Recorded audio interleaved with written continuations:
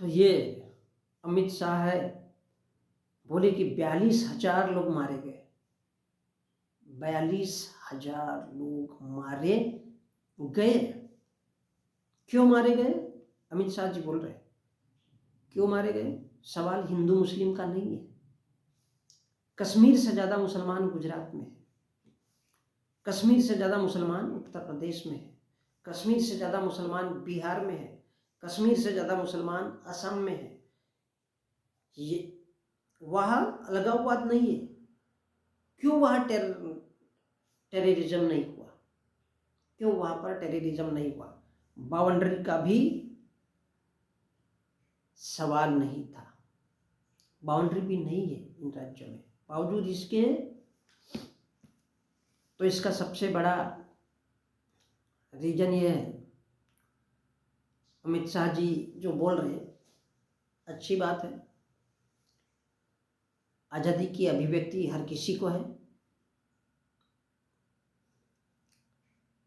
तो उन्होंने साफ शब्दों में बताया कि हमने 42,000 लोगों को मार डाला कश्मीर में। किसके माध्यम से?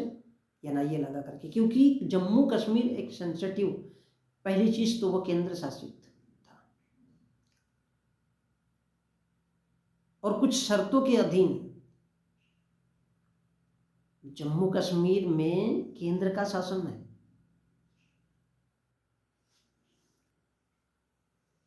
क्योंकि 2014 में चुनाव हुए थे, उसके बाद में महबूबा मुफ्ती के बाद में कुछ हुआ नहीं है, तो इन्होंने अपनी फौज फाटा लगा करके 42,000 लोगों को पेल डाला। बहुत बड़े दुख की बात है, लेकिन मजबूरी है। भाषण दे रहे कि बोले पेल डाला, मजाल है इतने लोगों को पेल डाला।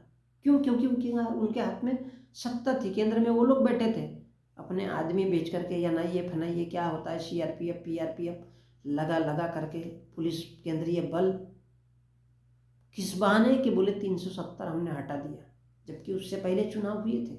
1963 में नेहरू ने बताया था कि भारत ऐसा कुछ नहीं है।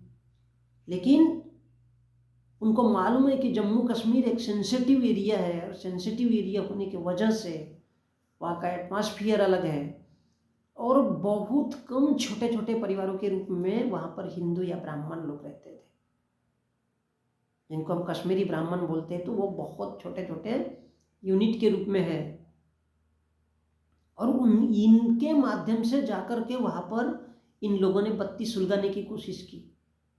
क्योंकि संख्या बहुत कम है हिंदुओं की, ब्राह्मणों की, तो संख्या कम होने के वजह से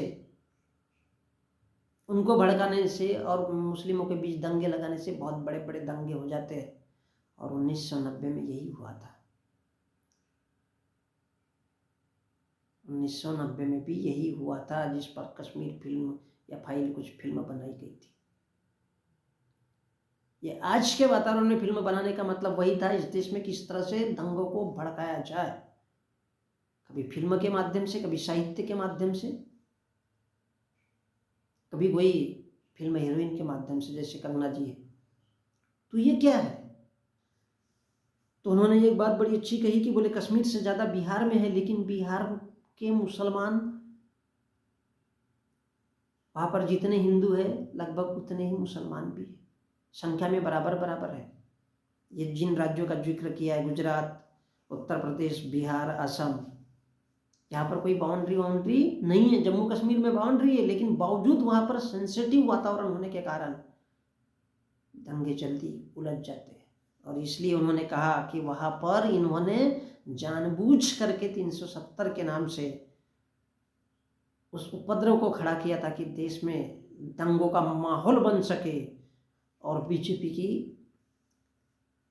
राजनीति, नरेंद्र मोदी को जिताया जा सके, अमित शाह को जिताया जा सके। तो उसके लिए इन्होंने क्या किया, 42,000। अब उस मुद्दे को बार बार कुरेदा जा रहा है ताकि लोग आपस में हिले और एक धार्मिक मुद्दा तय हो और हिंदू मुसलमानों की नफरत हो और भारत का ओबीसी एससी एसटी एक तरफा जाकर के सिर्फ और सिर्फ बीजेपी के लोगों को वोट कर सके।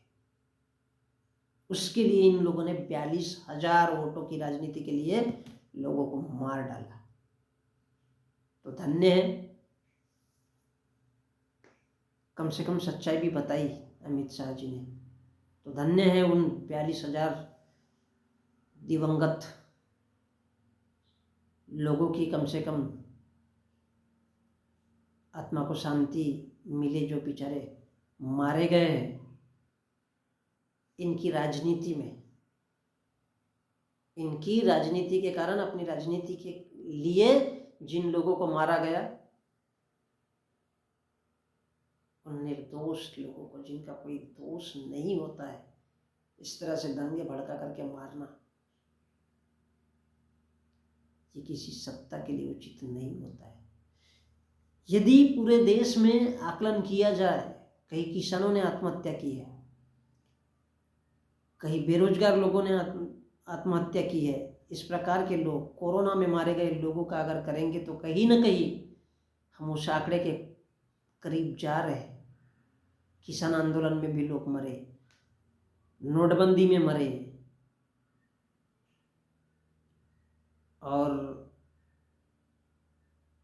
और भी बहुत तरीके से ऐसे ऐसे है, अगर इन सब की गिनती किया जाए, कहीं पुलवामा अटैक, कहीं 20 गैलवान में जो लोग मारे गए, तो कहीं ना कहीं महिलाओं के बलात्कार, उनकी हत्या है। तो ये मानना पड़ेगा कि कहीं ना कहीं हिटलर के जो 60 लाख थे,